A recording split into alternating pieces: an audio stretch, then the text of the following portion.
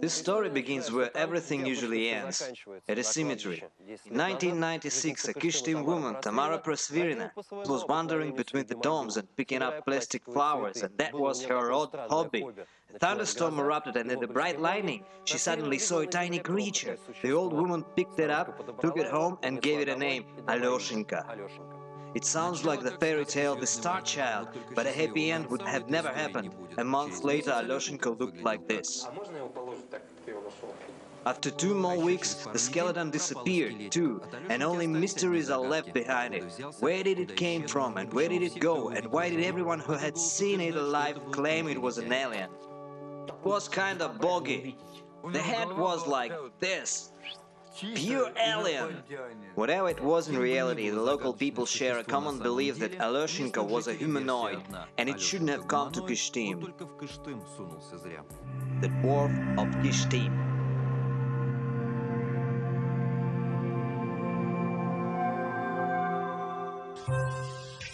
A Ural town, Kyshtym is surrounded by the lakes, bankrupt factories, abandoned and rusty are based on the shores. The main church is boarded up, and the authorities have failed to struggle for sobriety. Somehow many of the Kyshtym people claim themselves as contactors, the ones who have witnessed a UFO. Here's this well. The whole street was lightened, like spotlights. It flew over to the radio factory. And slowly. Well, I can't say about the altitude, but it was low. All the contactors saw Alyoshenka after its death. It reminded them some snack food. Well, it was kinda dried skimmer, but still different. I'm a fisherman. Its head was strange. Well, I sometimes cut cars and cords and, and here the skull was like this, like an onion. Sergei didn't see the mysterious creature because he had been taken to jail after pirating a snack bar. Had he met Alyoshenka, he would have probably stopped drinking and started writing poems, just like his wife Tamara did. You have come from another world so strange and unfamiliar.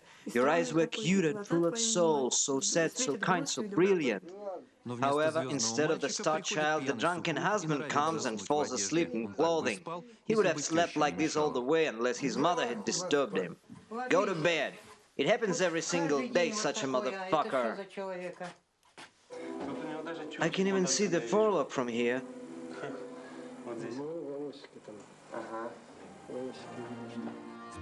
That day in July, Tamara was beating out potato. For a break, she called in to her mother-in-law, who was mentally ill. After the lunch, the old lady said, "You want to see my sonny?" Together we went to the bedroom, and there I saw a creature lying on the bed. It wasn't big and it was sort of straight. And it was laying like this, and with hands like this. And that's it. And she started feeding it with cottage cheese, took a spoon of it and delivered it to its mouth, and again. It started mumbling, and its mouth was red and round. So it was gazing at us, and I looked at it, and it was eating. Then the daughter-in-law continued to weed out the vegetable garden, and the mother-in-law was taken to the asylum. The local paramedic was on the road that day. She unfolded the fabric and let everybody see it, saying it was her Alyoshenka, and she wouldn't leave it because she had to feed it, or it would die of hunger. Well, I didn't believe her.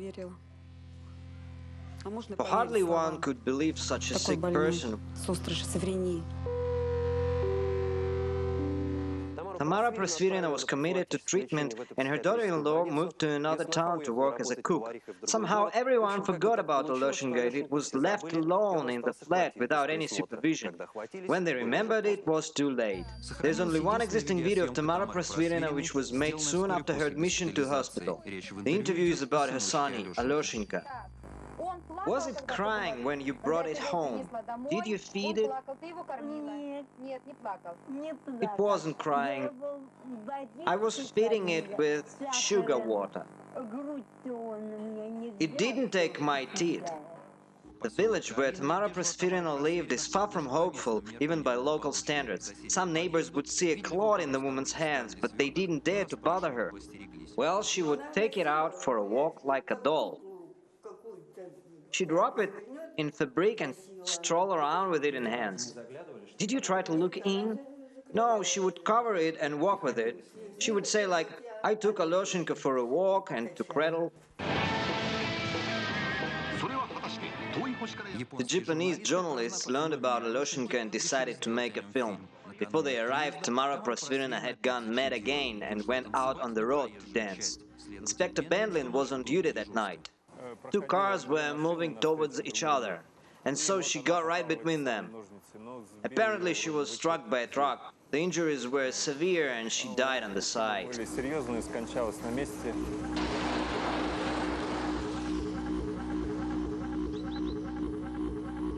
The death of the main contactor made the situation even more difficult. Now every evidence is worth gold.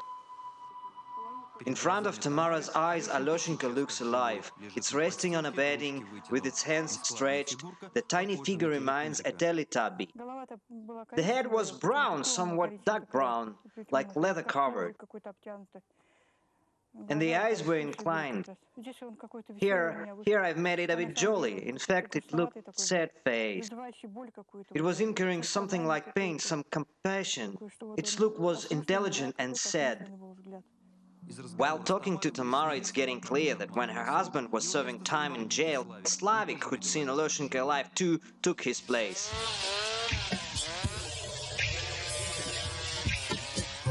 Locating Slavik wasn't easy. He drank away his flat and now he lives in a barrack of a distant relative. Slavik met Alyoshenka in Prosperina's flat where he had come with his girlfriend to have a drink. Narrow, blue eyes, mouth, pure alien. Blue eyes? Yes, exactly. I'd never tell lies. I looked, it was sitting. Sitting. Yes, sitting. No lies, I swear. In the name of God and my deceased mother. And it was chewing. It was sort of hairy. Hairy? Yes, exactly. I tell no lies. The testimony has added more to the portrait of Alyoshenka. First, it was sitting, not laying. Second, it was covered with hair. Third, it had blue eyes. And the face was like Japanese. What do you mean? It looked like a Japanese? Yes. Easy.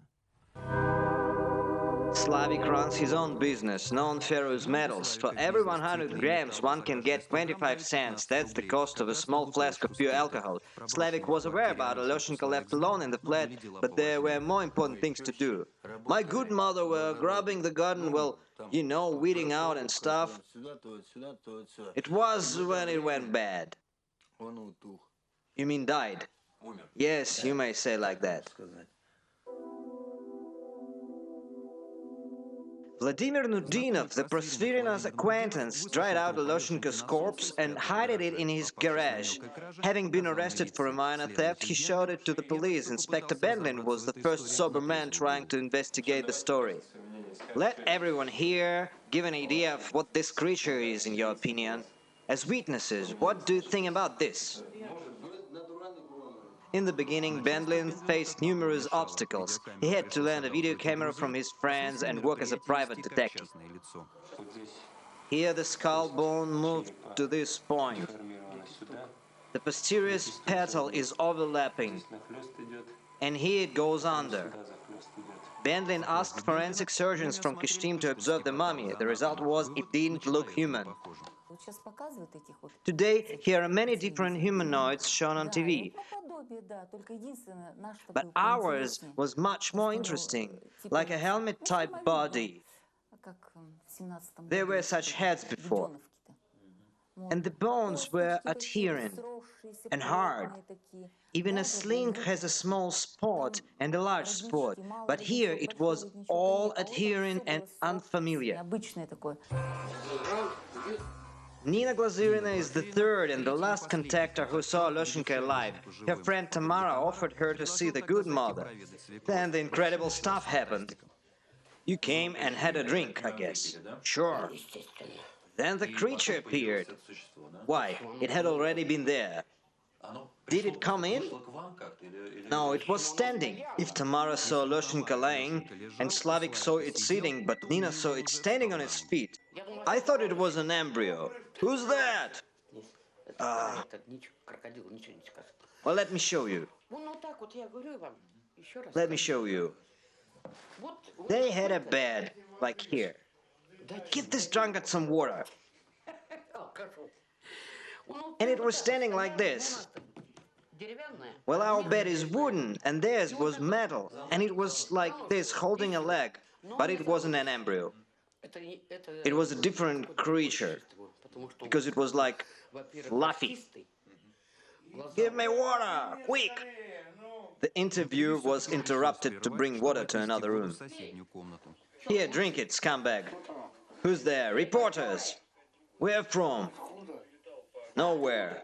Nina has her own version how the mystic creature arrived to Kyshtym. It was some mission. You think it was a mission? I think so, personally. Out of where? Out of there. A mission is a very Kyshtym word. In 1957, long before Chernobyl, the biggest nuclear catastrophe happened here when a container with plutonium exploded in the military plant. Within a close distance, there's the largest reagent waste processing factory in Europe called Mayak 40. Sometimes men still catch eyeless and finless fish in the lakes. We keep rabbits. I keep them over there, at the neighbor's place, over there. If the wind blows from the lake, all the small stuff goes down, they all die. Bigger animals survive, but all the small ones just kick off. Oh shit, there was another emission. Apparently it doesn't hurt as much. In the Kyshtym Medical College there's a small collection of mutant embryos. Upon Mr. Bendlin's request, the biggest obstetrician gynecologist of Kyshtym examined the mummy. He didn't find anything special in Alyoshenka. It's the syndrome of inborn deformity. It's quite a rare thing, but it happens. In the Kyshtym conditions it has happened more than once. Inspector Bendlin faced a question, what to do with the mummy then? There was no place to store it, so I put the mummy in my empty freezing chamber at home. No wife would stand an alien in the fridge, so when Inspector Bendlin was offered scientific assistance from the representatives of the UFO contact organization, he agreed immediately. There was an odd conversation at the meeting, but the inspector made record of it on the voice recorder. The object was delivered for navigational analytic contact. Insertion is difficult due to annihilation lightning activity. Did you believe that? No way. But you gave them Alyoshenka. I did.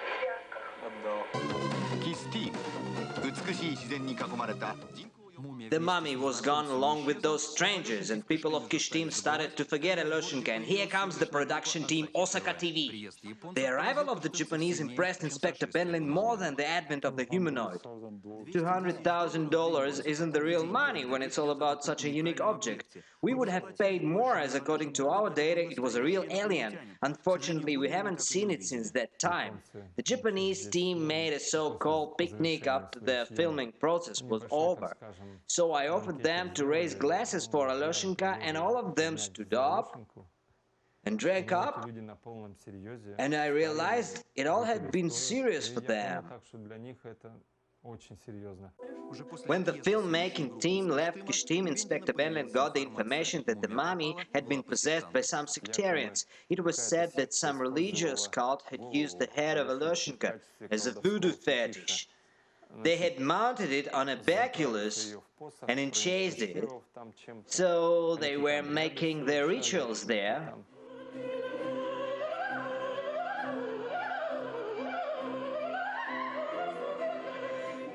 The most world-famous UFO sect is the Raelian movement, and in contrast to the people of Kyshtym, this sect has been desperately waiting for aliens to come. Believers in aliens meet up in the Slovenian Alps. For them, aliens are not merely the grace, but the Elohims who had created everything on earth. Their reappearance is expected the same way as the second coming for Christians or Mashiach for Jews, so they go to the mountains to get closer to stars. The sect was founded by Prophet Rael, a real name Claude Bourillon, the former editor of the Sport Car magazine. Having become a prophet, Rael stopped writing about cars and started driving them. In the summer of 1973, he had a contact with extraterrestrial beings. They looked more like Japanese than European, but they definitely look like humans because they created us in the resemblance of them. They are very upset that we have become bad children. What was their height? I couldn't check. About 1 meter 40, but spiritually they went much higher. 140. Tell us, can aliens live here on Earth? Aliens on Earth? No, they are not masochists. Nobody here knows about Alyoshenko. The meeting with visitors from stars is scheduled in 2035. By that time, the humankind is supposed to become smarter. A prophet favors worldly goods, as there is nothing more pleasant than anticipating of a long-expected meeting. Dream on watching the distant stars. They get much closer, leading to ours. Dream on and prepare yourself for the meeting.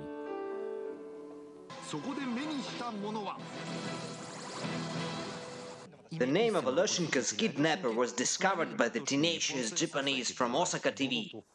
This is Boris Zolotov.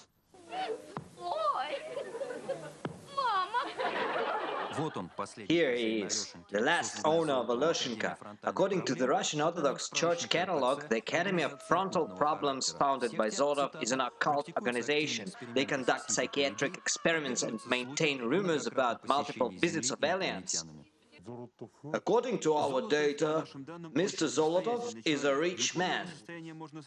His wealth is compared to that of Siyoko Sahara in Japan, and he has a similar rich sect like Aum Shinrikyo. The money is used for rituals.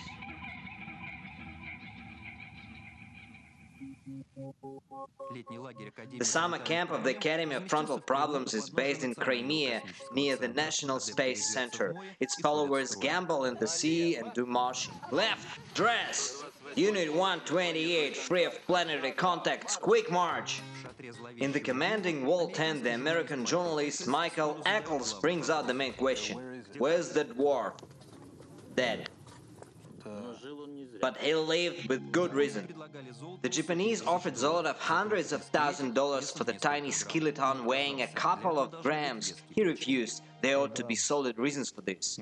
When the search team was transporting it, several UFOs appeared and started to track them.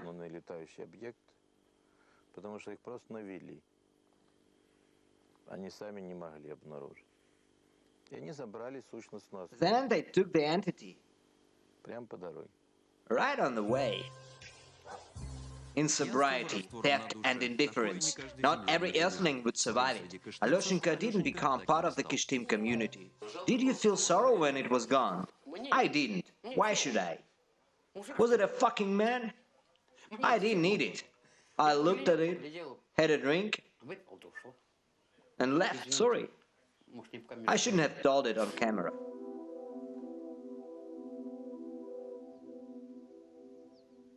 If one imagined the creature had been extraterrestrial, a sad picture of a failed contact would open.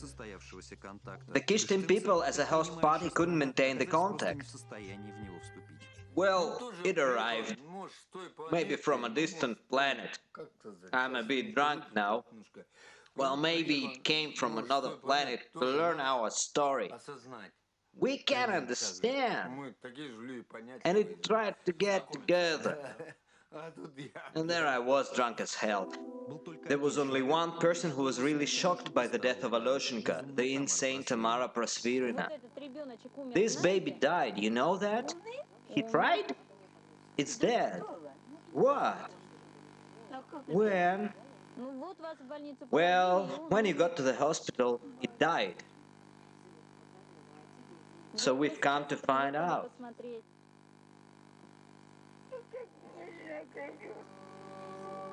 The fate of heroes of this story was predictable. Inspector Bendlin finally retired as he couldn't stand the mockery of his colleagues. Well, take the investigation department. The guys from there said the mummy might have become a snack for beer. Nina Glazirina died following several weeks after the interview. Doctors discovered incompatible amount of alcohol in her blood. Vladimir Nudinov, who had kept Loshenka in the garage, set up a shop called The Chance. The chance comes only once in a lifetime, as they say there will never be a story like this.